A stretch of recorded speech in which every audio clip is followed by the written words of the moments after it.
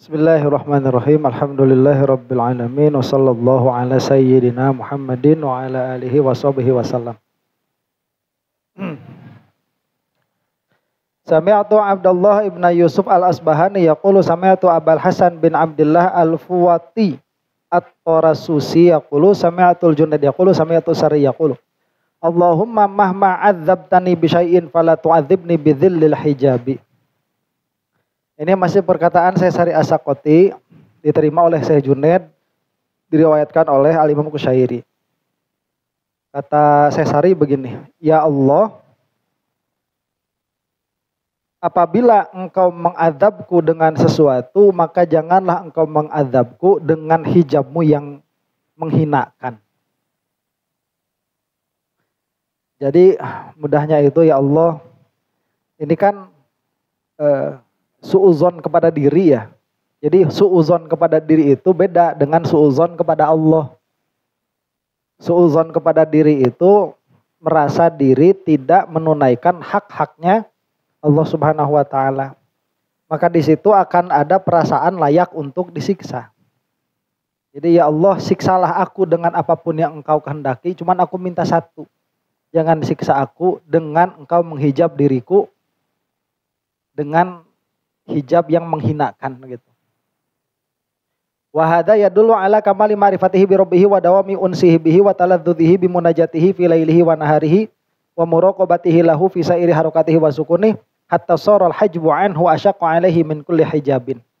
Ini menjadi tanda bahwa beliau itu sangat dekat di dalam hal munajatnya kepada Allah Subhanahu wa taala. Sehingga siksa yang paling tidak diinginkan adalah keterpisahan kolbu dari Allah Subhanahu wa taala.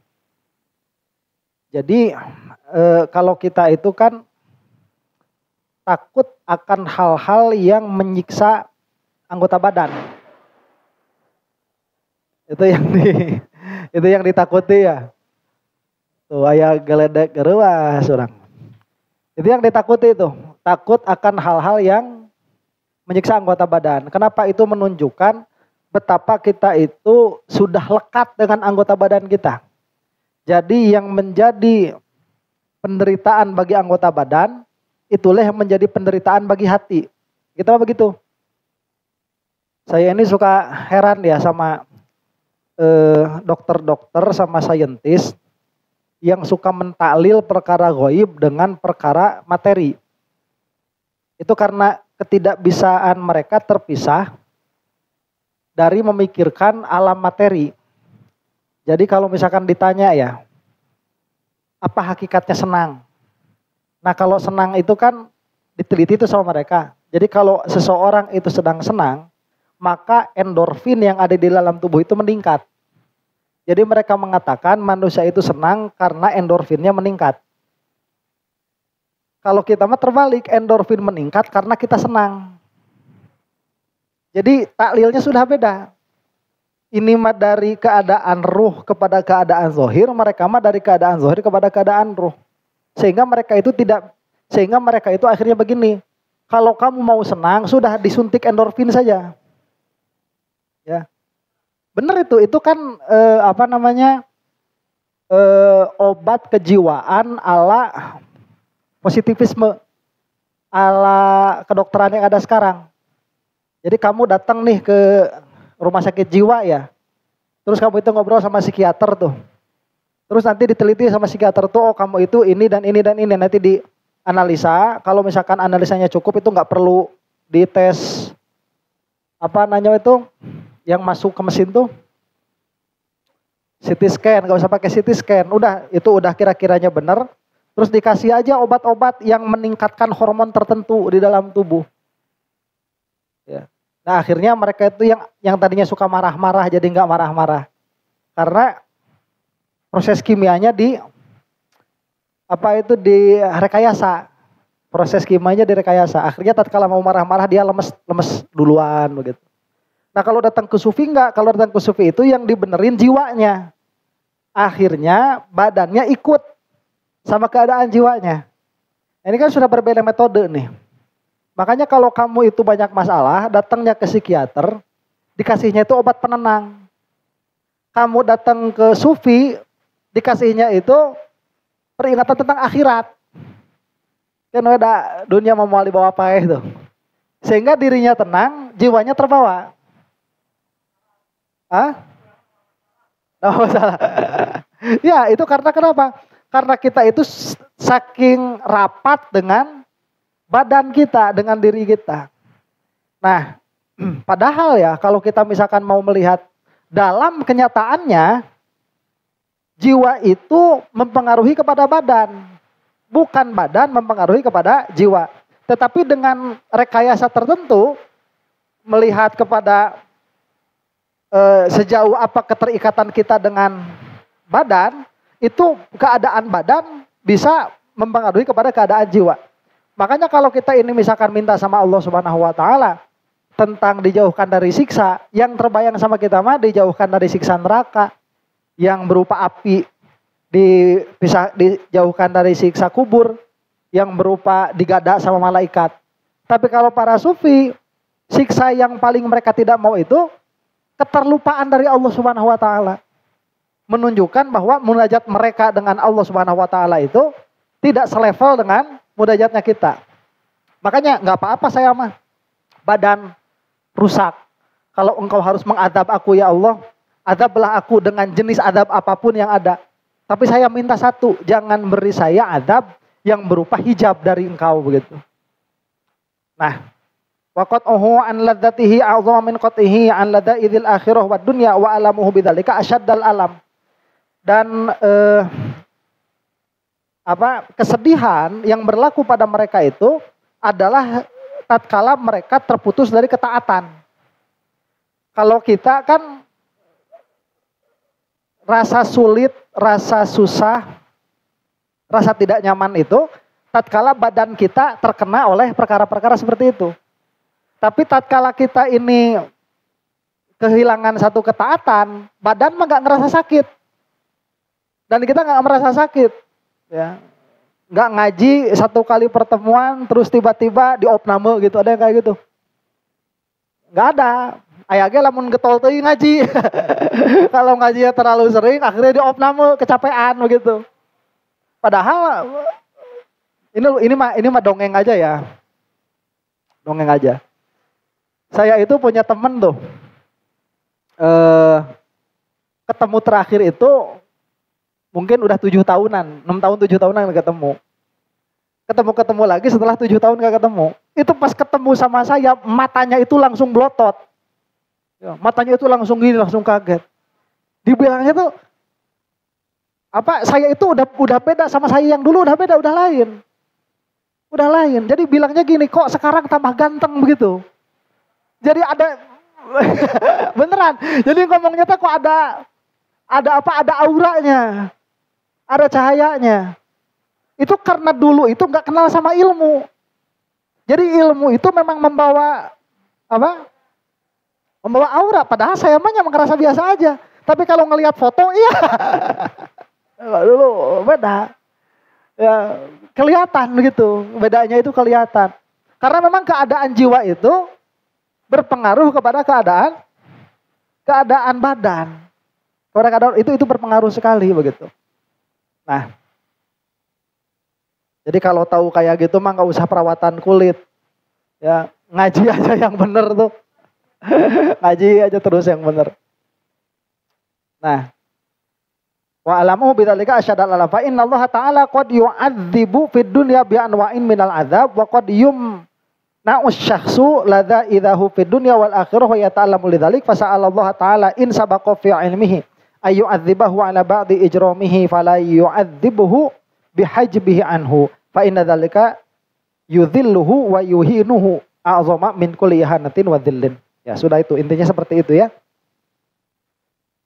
Jadi kalau menyiksa di dunia dengan macam-macam siksa itu tidak menjadikan mereka sakit. Tapi apabila disiksa dengan jenis siksaan akhirat, jenis siksaan akhirat itu seperti kita terlepas dari ketaatan. Nah, itu adalah jenis siksaan akhirat. Itu akan merasa sakit para aulia illah itu. Makanya mereka itu meminta kepada Allah Subhanahu wa taala agar jangan sampai mengadab mereka dengan hijab. Karena itu akan menghinakan mereka. Jadi terasa hina untuk mereka itu. Qala al-Imam Al-Qushairi radhiyallahu anhu wa sami'tu Abdullah ibn Yusuf Al-Asbahani yaqulu sami'tu Abu Bakrin Ar-Razi yaqulu sami'tu Al-Jurairi yaqulu sami'tu Al-Junaid yaqulu dakhaltu yawman ala sari as-saqati wa huwa yabki faqultu wa ma yubkik faqala ja'atnil barihatas sobiyatu faqalat ya abati hadhihi lailatun harrah. Bentar. Ini masih dari Sari As-Sakoti terakhir ini ya, dari Sari As-Sakoti itu. Aku mendengar, ini dari Syekh Junaid lagi. Syekh Junaid menceritakan gurunya. Pada suatu hari, aku mendatangi Syekh Sari As-Sakoti dan mendapati beliau itu sedang menangis. Datang lagi nangis. Kalau kalian mah datang main ke rumah, lihat ustadznya lagi nangis, ngaguk-guk kena luhureun meja makan.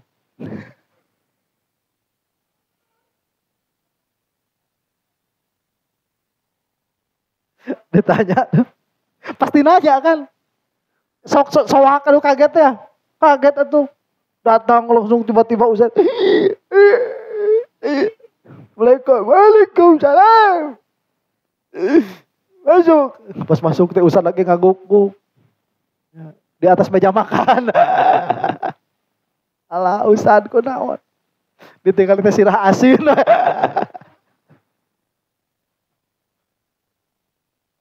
Geus malem teh. Aduh. Ini saya Sari As-Sakoti lagi nangis. Fakultu wa ma yubkik. Maka aku berkata, apa yang menjadikan engkau menangis? Fakola ja'at nil barihata as-sobiyatu fakolat. Jadi datang kepadaku seorang anak kecil yang dia itu masih polos lah begitu ya. Maka berkata anak kecil itu, ya abati, duhai bapakku, hadhihi lailatun harrah. Ini malam panas sekali, wahadal kuz u'alliquhu huna. Dan botol minuman ini aku gantungkan di sini ya. Jadi kan suka ibadah tuh Sesar As-Sakoti itu, malamnya panas. Nah si anak kecil ini surti. Lah ini kakek ini, mungkin ini anaknya atau orang lain begitu ya. Kalau ibadah nanti malam pasti haus. Soalnya panas. Bapak, nih saya gantungkan ya botol di sini. Dulu kan pakai botol kulit tuh buat minum, disimpan. Fuma innahu hamalatni ainaya fanumtu. Kemudian aku meneruskan ibadahku sampai aku ini terkantuk dan aku tidur. Faro'aitu jariyatan min ahsanil kholqi qad nazalat minas sama. Maka di dalam tidurku itu aku melihat ada jariyah. Jariyah itu hamba sahaya perempuan begitu. Ini kalau kita lihat misalkan bidadari surga. Dalam bentuk yang sangat bagus, telah turun dari langit. Jadi melihat perempuan cantik sekali. Fakultu liman anti. Maka aku berkata, engkau ini milik siapa? Engkau ini milik siapa? Lihat nih, saya Sari As-Sakoti ya. Lihat cewek mananya. Lihat cewek mananya. Oi. Penasaran. Kamu ini cantik sekali, Neng. Kamu ini punya siapa? Udah ada yang punya atau belum? Dalam mimpinya tuh. Masih nanya. Cewek cantik, makanya kamu itu jangan sok-sokan. Kalau saya masuk surga, saya tidak mau bidadari surga. Allah. Geus dihareupeun Mang Adek-dek. Dek. Teruskan ka Mang Asep pun manggung jeung artis. Beda si makna artis mah. Beda. Lain si makna teh. Ya, jarak 50 meter teh geus kadek-dek. Kapelong orang teh langsung kelirik sama artis bebah. Obrak. Kainget-ingetan lebih ke kolot tah. Bawa bogoheun ka aing. Bawa bogoheun beda tuh. Apanya? Siwanya beda artis mah begitu. Jauh kacau. Turun dari langit. bidadari turun dari surga di hadapanku. Ya. Langsung ditanya, engkau milik siapa? Fakolas, maka berkata sang bidadari itu, liman la yashrabul ma'al mubarrad fil kizan. Aku adalah milik orang yang tidak minum dari botol itu. Orang yang mau minum itu tapi dia mengurungkan niat minumnya, saya tuh milik dia. Watana walatil kuza fadorobat bihil ardo. Maka si perempuan itu langsung mengambil botol tadi, langsung dipecahkan. Fadorobat bihil ardo, dilemparkan sampai terpecah. Ini bisa jadi bukan mimpi, ini yang terjadi. Aneh ya. Ustadz ini mah khurafat, aku masih apa ya, ini orang-orang gak pernah bohong ya. Maka dipecah sampai apa? Sampai terpecah. Qul al-Junaid faru'aitul khazafal maksuro lam ya'rifhu wa lam yasummuhu hatta afa alaihi turab. Maka aku melihat si teko itu yang terpecah. Lam yarfa'hu, beliau tidak mengangkatnya, walam yamassuhu, dan beliau tidak menyentuhnya sama sekali. Hatta afa alaihi turab, sampai tanah menghapusnya. Itu kan dari, mungkin ya, bukan dari kulit, tapi dari apa? Dari tembikar. Itu sampai hilang jejaknya, nggak pernah dilirik lagi, nggak pernah nggak pernah disentuh. Nah, ini kan mengabarkan ya, pecah siapanya? Si tekonya tuh pecah. Jadi ini mimpi apa bukan? Nah, ini ada penjelasannya. Wa hadza tanbihun li Sari radhiyallahu anhu 'ala al-i'radi 'ani syahawatil ajilah fa inna dzalika yufarriqu qalbah wa yusinu adabah ma'a maulah wa yatafarraqu fi salatihi wa dzikrihi li ahsani najwa wa 'ala dzalika yakunu husnu thawabihi min rabbihi wa 'ataya. Ini apa sebetulnya? Coba lihat ya. Ini sufi mana? Beliau itu kan ibadah terus sepanjang malam ya. Kalau nggak ada minum di situ, ibadahnya bakal pengen minum nggak tuh? Nggak pengen minum. Cuman karena ada minuman, jadi kapan saya minum? Suka ada, kalau saya mah gini lah ya gampangnya. Ini mah kias-kias biar kita paham aja. Saya itu kalau nonton bola, itu seneng sambil ngerokok, sambil makan kacang, sambil minum susu. Itu kalau lagi seru nih, di tengah-tengah itu suka kayak gini, itu kacang belum dimakan. Nah, ini ya kalau makan kacang. Lagi seru nonton, kamu udah lama gak ngudud. Padahal kalau orang itu nggak ngerokok, nggak makan kacang, itu nonton dari awal sampai akhir, selesai. Akhirnya pas kita lagi ngambil kacang, si Mbappe ngegolin. Tuh tadi malam gitu tuh. Ya malam gitu. Itu kan tadi beli kacang. Oh iya, kita lagi nonton seru nih. Gara-gara ada kacang, jadi ada hatif. Tadi beli kacang. Lah akhirnya kacang diambil, makan, gol. Tadi melong, lalajo, gol, pas cokot kacang. Gol, padahal heul teh. Itu ya lihat, kalau di dalam ibadah, momen-momen seperti itu bisa terjadi di saat kamu tidak sadar. Turunnya maghfirah dari Allah, turunnya rahmat dari Allah. Bisa jadi waktu turunnya rahmat dari Allah, kamu malah ghaflah. Jadi tatkala disediakan minuman itu, akhirnya datang godaan-godaan seperti itu. Lagi zikir, air lu seger-seger ya. Kalau buat kita mah cuman air putih, perkara biasa buat kita mah. Ya, ini kan beliau pun tidak menyiapkan, kan yang menyiapkannya bukan Sesari Asakoti, yang menyiapkannya siapa? Ya anak kecil itu. Ya. Nah makanya ini tanbih untuk beliau supaya hatinya tidak bergeser kepada selain Allah Subhanahu wa taala. Wa ra'adzalika fil manami ra'iya jazaa'i amalihi fi surati haura wa tarawalatil kuza fakasarathu tahqiqan li hathihi 'ala al-i'radi 'ani syahawat liyana la hazzahu minha fa innahu sa'alaha liman anti wa lam yakun dzalika illa liqauniha ajabat huwa ahabba an takuna lahu fadalathu bi qawliha wa fi'liha ala tarki syawatil ajilah wa min jumlatiha syarbul ma'il mubarrad. Nah, sampai ya ketiduran kan. Jadi kalau sufi mah nggak pernah tidur sengaja, nggak pernah sufi mah. Jadi bahasanya tadi itu hatta hamalatni ainaya, sampai kedua mataku mengalahkanku.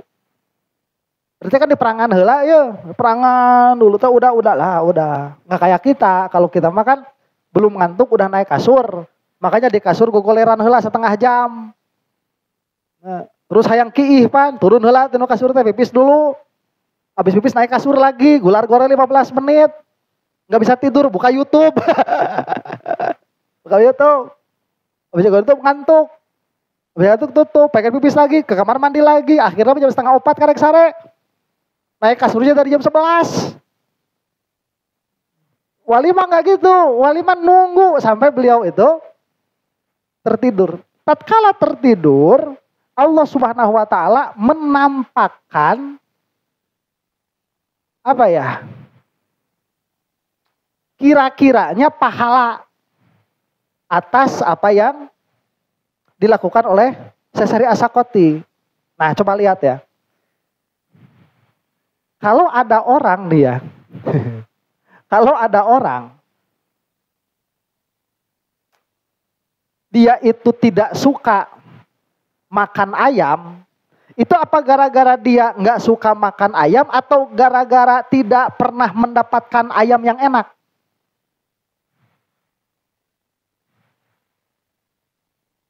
Hah?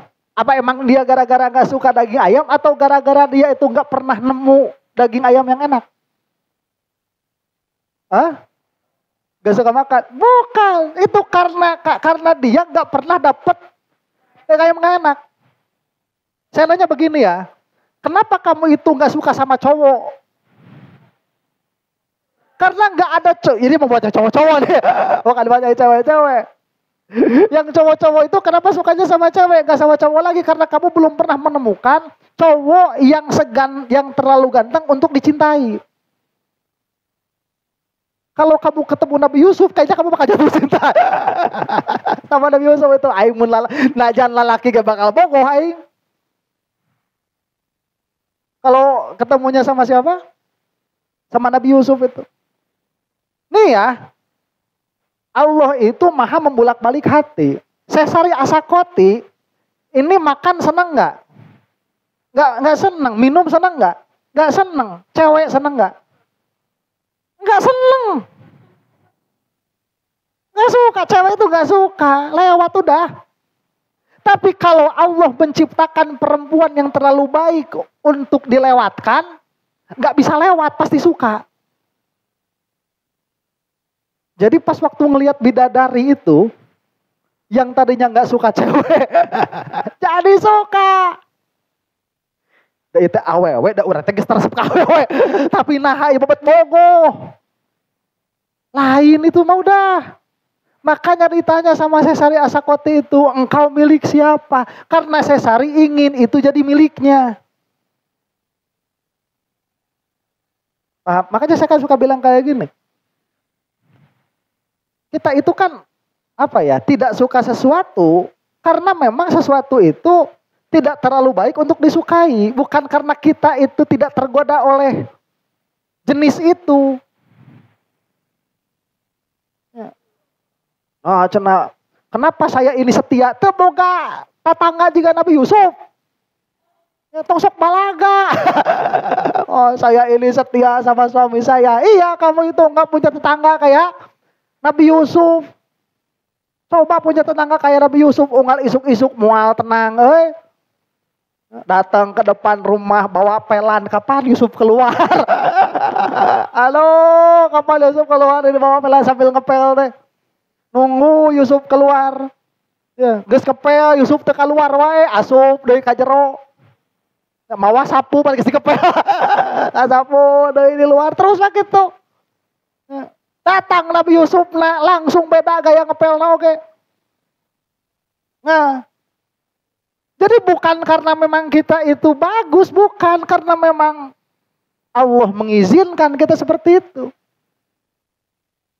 Kalau Allah itu sampai menciptakan sesuatu yang terlalu baik, apa bahasa itu ya? Too good to resist. Terlalu baik untuk ditolak, terlalu baik untuk dilewatkan. Lewat juga, kayak Sesari Asakoti ini. Lewat bulan Jamilah, begitu bahasa. Subhanallah, subhanallah. Oh, ya. Sahada artis teh. Aing mau betul. Saya kajawan. Asak lala aja Ustaz. Lewat Desi Ratnasari. Lewat. Itu. Udah Karista Kapur. Karista Kapur lewat. Udah nggak ada yang apa? Yang suka datang bidadari surga. Ya hari nyanyi usaha. Kamu itu punya siapa? Langsung nanya tuh. Sesari Asakoti. Kata perempuan itu, saya ini milik orang yang tidak minum dari air itu. Nah kalau kata Pensarah, yang memecahkannya itu siapa? Sesarinya sendiri. Jadi beliau itu bangun, tapi dinisbahkan kepada si bidadari itu karena itu menjadi sebab. Jadi sebab itu dipecahkan. Jadi datang, diambil aja apanya? Botolnya, nggak ganggu gitu. Pecahin aja udah, wirid lagi. Nah kalau contoh saya mah tadi, lagi nonton kacang-kacang, nggak ganggu. Lah lah. Habisin dulu biar nggak ganggu gitu. Kalau kita mah, kalau saya mah. Nah, kalau itu Sesari Asakoti lagi khusyuk nonton bola, itu langsung apanya? Dibuang. Ini lagi final, lagi champion kok ganggu. Buang. Itu. Ini kadang rokok. Buang. Tuh geus eueuh deui mah lah Jawa terus sampai ke akhir. Sampai tos-tosan, beres tos-tosan di pulungan. Ada tadi. Apa? Ambil. Kalau gitu. Cuma kalau orang-orang itu ya para sufi mah tertarik hatinya sama Allah Subhanahu wa taala di dalam ibadah gitu. Allahu a'lam. Ada pertanyaan ke sampai sini? Enggak.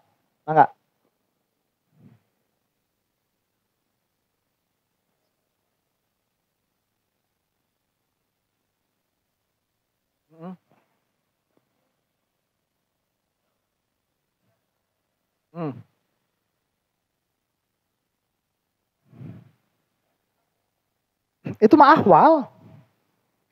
Jadi ahwal itu begini ya, kalau kita ini merasa salah ya merasa salah.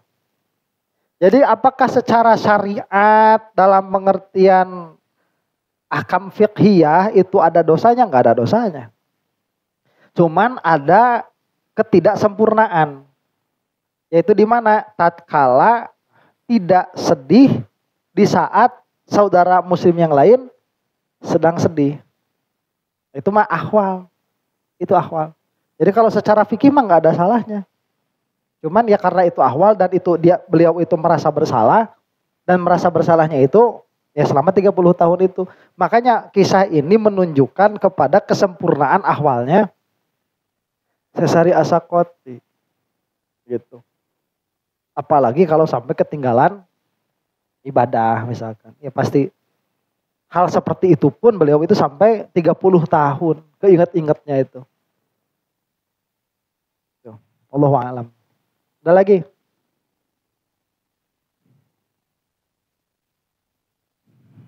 Gak ada. Yang berapa ini? Oh masih ada berarti ya. Ada satu lagi lah. Syarifah bisa dicetek-cetek dulu nggak 2 kali itu. Sekarang soalnya kita pindah orang. Nah. Bismillahirrahmanirrahim. Sekarang kita masuk ke Abu Nasr Bishr bin Harith al-Hafi. Bishr bin Harith al-Hafi. Asluhu min Marwa. Asal beliau itu dari Marwa. Wasakana Baghdada wa mata biha. Dan beliau itu tinggal di Baghdad dan wafat di Baghdad juga. Wahwa ibnu ukhti Aliyin ibnu Khashram. Dan beliau itu adalah anak dari saudara perempuannya Ali bin Khosrom. Mata sanata sab'in wa isrina wa mi'atain, wafat tahun 227 Hijriah. Wa kana kabira sya'ni, dan beliau itu orangnya sangat agung begitu ya, terkenal. Wa kana sababa taubatihi annahu asoba fi ba'di tariqi ghidatan maktuban fiha ismullahi azza wa jalla wa ti'athal aqdam. Di antara sebab taubatnya beliau, bahwa beliau itu mendapati di sebagian jalan ada kertas yang tertulis di dalamnya itu nama Allah, yang mana banyak terinjak-injak. Jadi tengah jalan ada kertas tulisan Bismillahirrahmanirrahim, tapi terinjak-injak, orang gak ada yang peduli. Fa'akhodaha, maka beliau itu mengambil kertas tersebut. Washtaro bidirhamin kana ma'hu ghaliyatan, dan beliau itu membeli parfum seharga 1 dirham yang beliau punya satu-satunya. Parfumnya parfum yang mahal. Ya, gak apa-apa nih, ini parfum yang paling mahal berapa harganya? 4 juta. Saya beli 1 tetes aja nih, 1 dirham. Dibeli itu. Fatoyya bihal kaghidah. Maka beliau itu memarfumi si kertas tadi. Waja'alaha fi syaqqi haitin, dan beliau itu menyimpannya di retakan tembok. Ya, tembok-tembok yang retak tuh diselipin di situ. Faro'a fin naumi fi ma yaron naimu ka'anna qailan yaqululah. Maka di dalam mimpinya beliau melihat seolah-olah ada orang yang berkata kepadanya, ya Bishr, tayyabta ismi. Duhai Bishr, engkau telah mengharumkan namaku. La utayyiban nasmaka fid dunya wal akhirah, maka aku akan mengharumkan namamu di dunia dan di akhirat. Itu karena kecintaan tuh, ya. Qala Asy-Syarih radhiyallahu anhu wa hadza yadullu ala anna ijlalallahi ta'ala wa ta'zimahu wa ta'zima kulli ma yadullu ala asma'ihi wa sifatihi min afdhalit ta'ati. Ini menunjukkan bahwa mengagungkan Allah dan mengagungkan semua perkara yang menunjukkan kepada asma dan sifatnya Allah itu termasuk ketaatan yang paling afdol. Wa ahabbiha li khaliqil ardi was samawat, dan itu adalah ketaatan yang paling dicintai di sisi pencipta langit dan bumi. Fa innal kaghidata innama fiha hurufun dalatun ala ismillahi ta'ala, karena di dalam kertas tadi ada huruf-huruf yang menunjukkan kepada nama Allah. Fa ajallal kaghidata allati tadammanatil hurufad dalata ala ismillah. Maka Abu Nasr Bishr bin Harith Al-Hafi tadi, beliau itu memuliakan si kertas tadi yang di dalamnya ada tulisan yang menunjukkan kepada nama Allah. Walam yahun ala qalbihi tarkuha tudasu tahtal arjuli, dan tidak menjadi mudah bagi kolbunya Al-Hafi tadi meninggalkan kertas itu, diinjak-injak di bawah kaki. Fatahharoha wa tayyabaha, maka beliau itu mensucikannya dan mengharumkannya. Wa hafazuha fi maudhi'in taslimu fihi minal ihana, dan disimpan di tempat yang selamat dari menghinakan, dari penghinaan. Nah ini apa ya? Karena kan kejadian para wali itu menjadi pengingat bagi kita. Nah di antara pengingatnya itu termasuk ketaatan yang paling utama apa? Mengagungkan perkara-perkara yang menunjukkan kepada nama Allah dan sifat Allah begitu. Itu kalau di kita itu ada tuh Muhammad Ali. Di Amerika itu kan di Hollywood ada yang namanya apa, Hall of Fame. Hall of Fame itu orang-orang yang punya nama besar itu dikasih bintang. Disimpan di, bukan Hall of Fame itu, Walk of Fame. Walk of Fame. Jadi disimpan di apanya? Di lantai itu. Ada nama Sylvester Stallone. Disimpan di situ ya, ada tuh. Apa namanya itu? Beyonce ya. Terus Rhoma Irama. Benyamin S. Disimpan tuh di situ di bawah tuh. Nah, itu kalau udah masuk Walk of Fame, itu berarti sudah diakui keartisannya. Nah, termasuk yang mau dimasukkan di situ teh Muhammad Ali. Muhammad Ali itu pas di apa tanya, mau nggak kita masukkan ke Walk of Fame? Kata Muhammad Ali nggak mau. Kenapa? Karena saya tidak mau nama Muhammad diinjak-injak. Nggak mau saya. Cuman si panitia Walk of Fame ini, kalau nggak ada nama Muhammad Ali, asa kurang, nggak sempurna. Ada nama sebesar Muhammad Ali, nggak ada. Akhirnya minta izin sama Muhammad Ali itu, gimana kalau namanya saya simpan di dinding?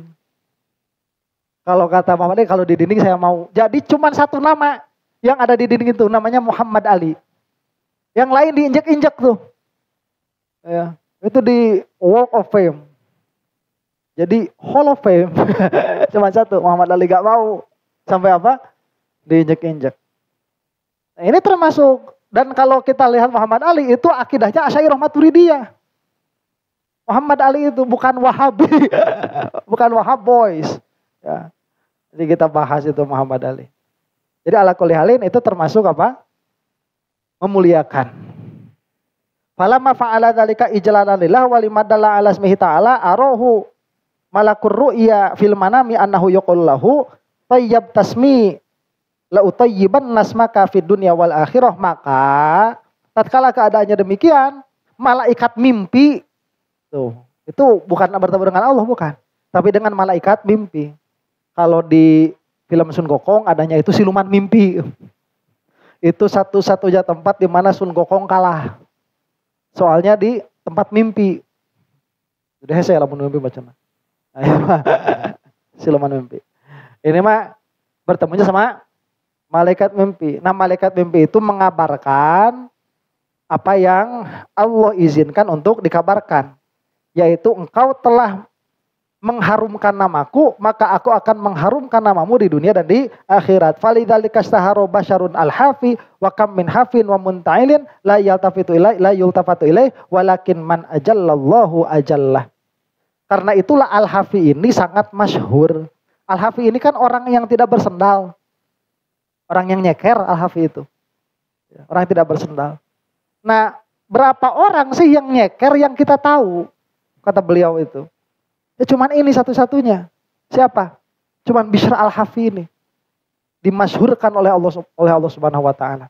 Walihada kanal ijlalu wa ta'zimu lillahi ta'ala aslan fil qiyami biwajibatih wal bu'di an manahi wal khaufi min wa'idih war raja'i li maw'udih walau lam yu'azzamil haqqu subhanahu fi qulubis su'ada'i wal muwaffaqina lama 'azuma 'indahum amruhu wala nahyuhu wala sahula alaihim mukhalafatuhu walam ya'zum 'indahum wa'duhu wala wa'iduhu kama nusyahidu min katsirin minal jahilin al-ghafilina amma khuliqulah minal munhamikina fi syahawat wal munakifina 'ala ladzat. Karena itulah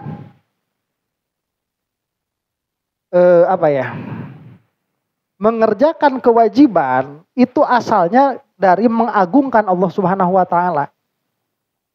Dan menjauhi larangan Allah itu pun aslinya dari mengagungkan Allah Subhanahu wa taala.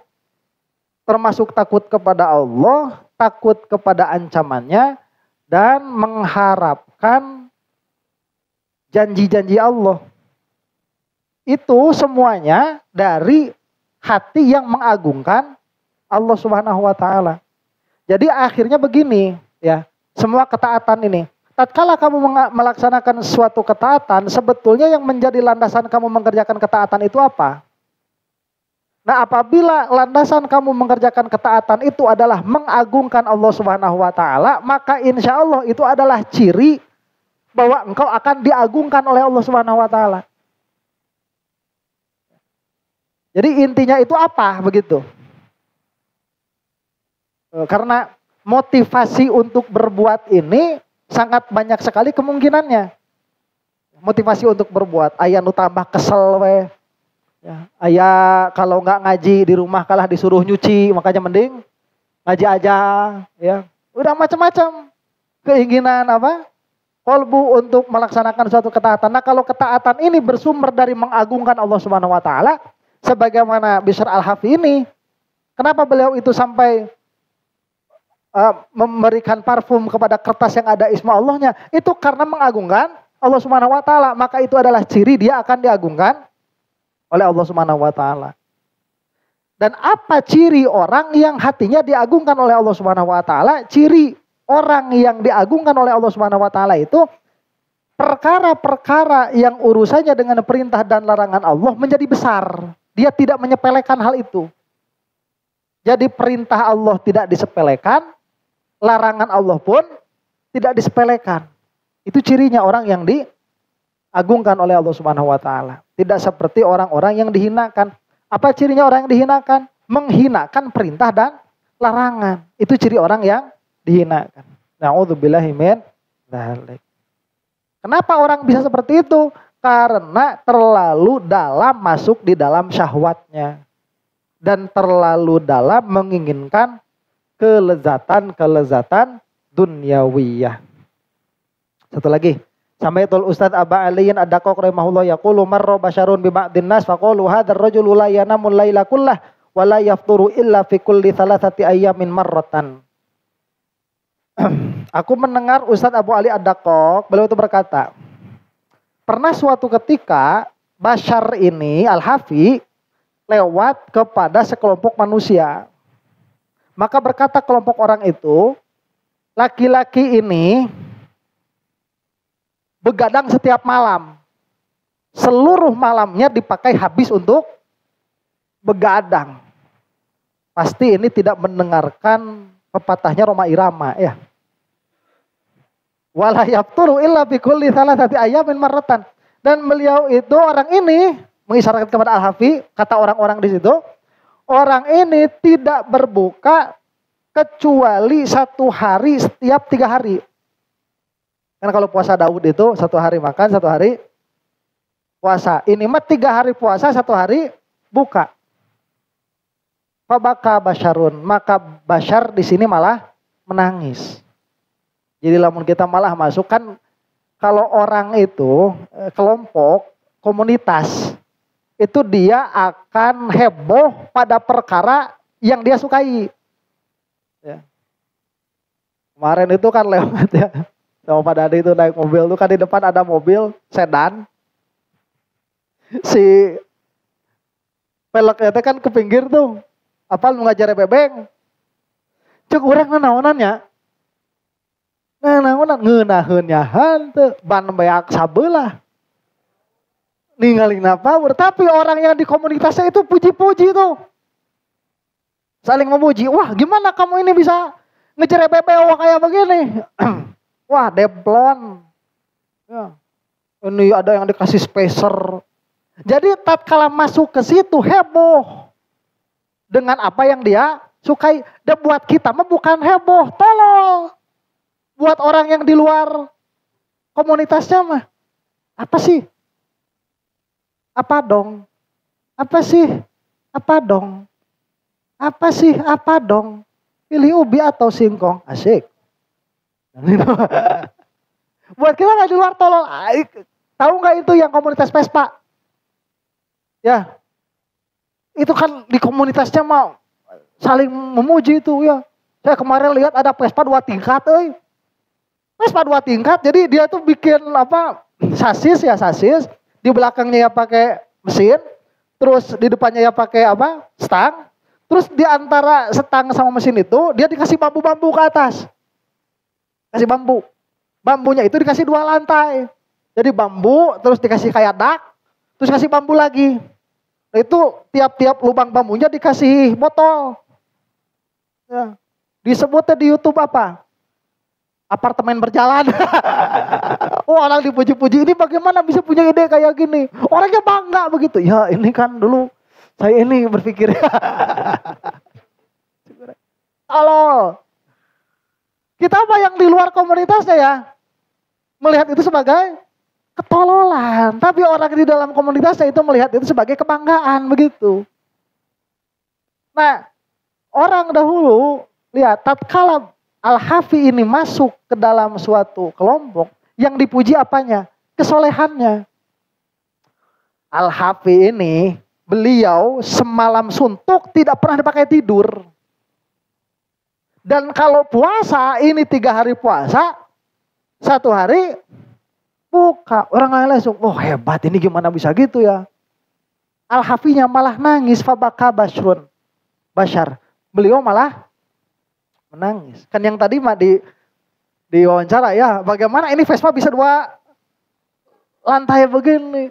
Saya ini kan berpikir ya. Udah mah cerik, kenapa ini? Saya ini nggak punya bapak.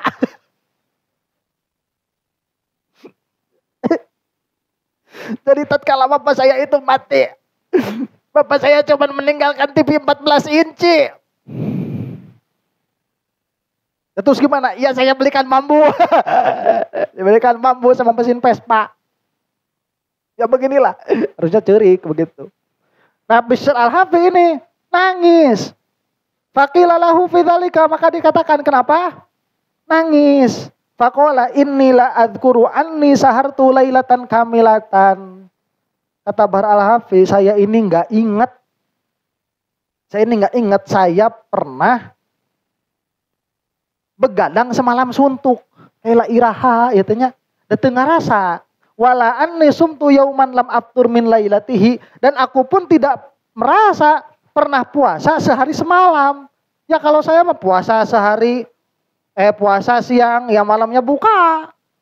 Ini mah diomongin 3 hari puasa, bukannya 1 hari. Walakin Allah subhanahu yulqi fil qulubi aktsara mimma yaf'aluhul abdu.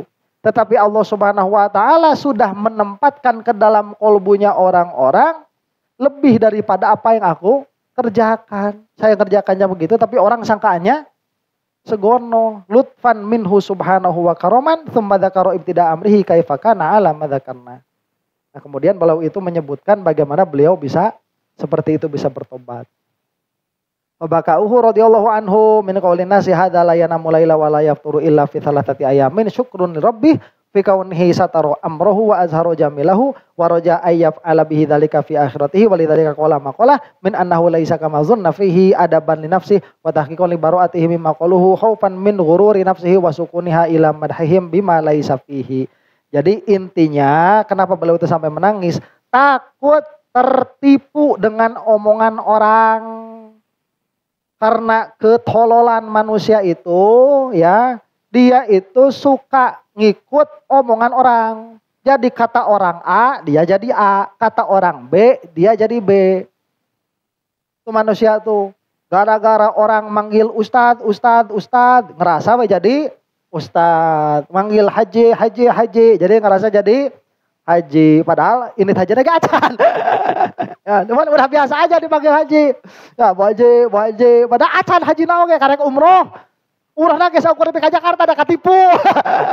Katipu, datangin ke Jakarta. Celewe litireun di hotel di Jakarta nanti. Ya. Jadi kita ini nggak bisa berangkat karena kita tertipu. Alah malu, ya udah kita sewain hotel aja 1 minggu ya. Ya, dia mah jadi mes gitu. Pulang-pulang harus bini mah tasa kurang. Oh haji padahal umroh lagi terjadi virtual. Cuman udah biasa dibilang haji, merasa jadi haji juga begitu. Ya, orang memang kayak gitu orang mah. Geus buku goreng patut, batur kasep. Jadi kasep tuh tolol. Nah yang celaka itu kalau orang udah nyangka soleh. Kita ngerasa soleh padahal di akte angga sugih lah kok jadi soleh. Ini sejak kapan? Ya nyambung. Ya. Itu termasuk ketertipuan hatina. Makanya karena takut tertipu dan ketertipuan dari orang itu sangat. Kalau di sufi itu kalau ada orang muji itu kan harusnya dilempar pakai tanah tuh bagusnya. Biar kita enggak ketipu. Ya biar tidak tertipu kitanya itu. Nah ini takut tertipu makanya beliau bilang seperti itu. Cuman ini pun rasa syukur juga. Kenapa? Karena ingin di akhirat pun begitu. Ya. Dan saya mah nggak apa-apa di dunia bukan orang soleh, asal di akhirat terkenal orang soleh. Kan itu kan, jadi di akhirat itu yang paling apa? Yang paling penting itu. Makanya beliau itu, saya Al-Hafi ini ingin di akhirat demikian. Wahdihi buka ulfaroh wasurur bisunnaillah, dan ini adalah tangis bahagia. Dengan apa yang Allah berikan. Fal abdu tarutan yabki huznan wa khaufan wa tarutan yabki sururan wa farahan. Dan seorang hamba itu kadang-kadang nangis karena sedih dan karena takut, kadang-kadang juga menangis karena bahagia. Qul bi fadlillahi wa bi rahmatih fabidzalika falyafrahu. Gitu. Wallahu a'lam bissawab. Ada pertanyaan enggak?